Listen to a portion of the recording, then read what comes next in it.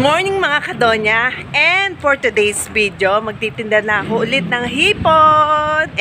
Epal na naman tayo. So ayun po mga kadonya, nandito po tayo sa tricycle. Makay ako kasi akinit para maglakad.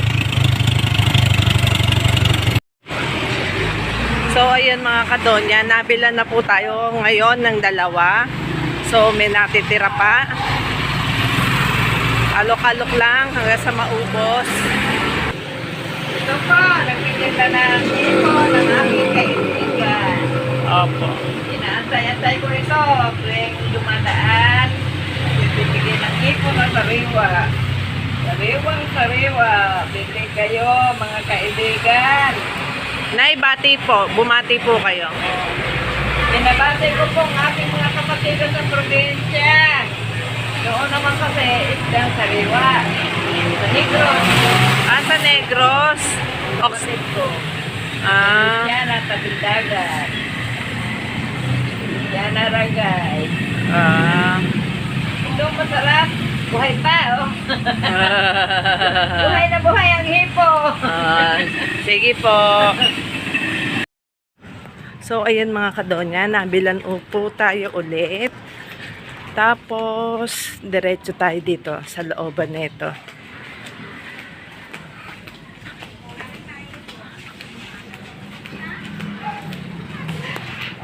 Konti na lang mga kadonya at mauubos na ang aking paninda.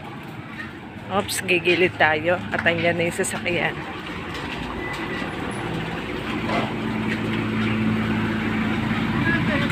Apo, 51 port, mga ganun lang.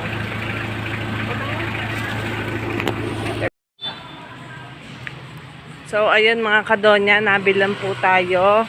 Si Manong driver kanina. Hindi ko na napicturean kasi wala akong dalawa tabang ko. Kaya in-off ko muna yung cellphone.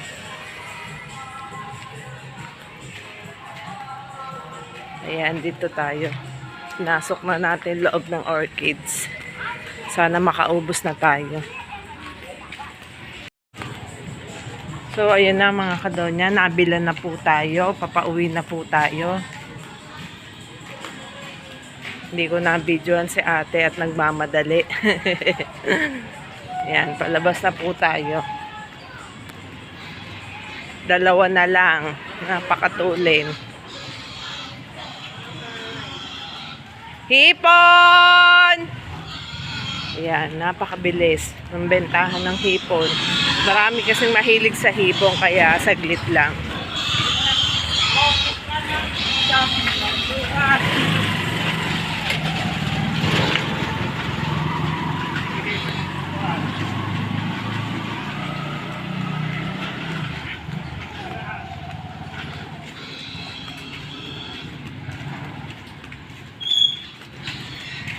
Ganda ng bulaklak.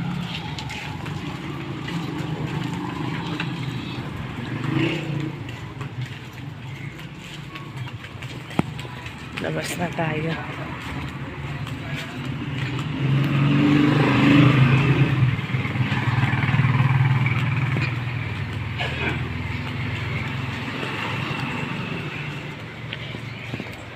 Hipon! Baka gusto niya hipon!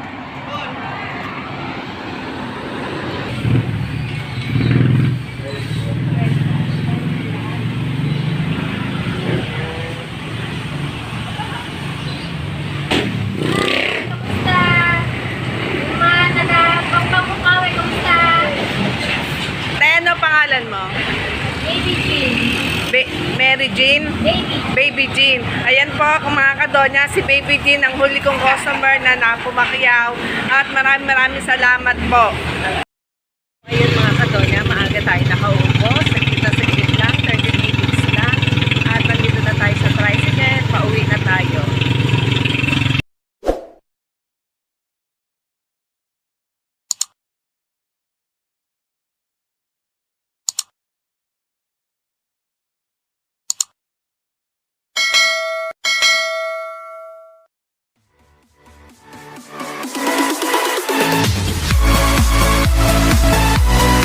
Bye.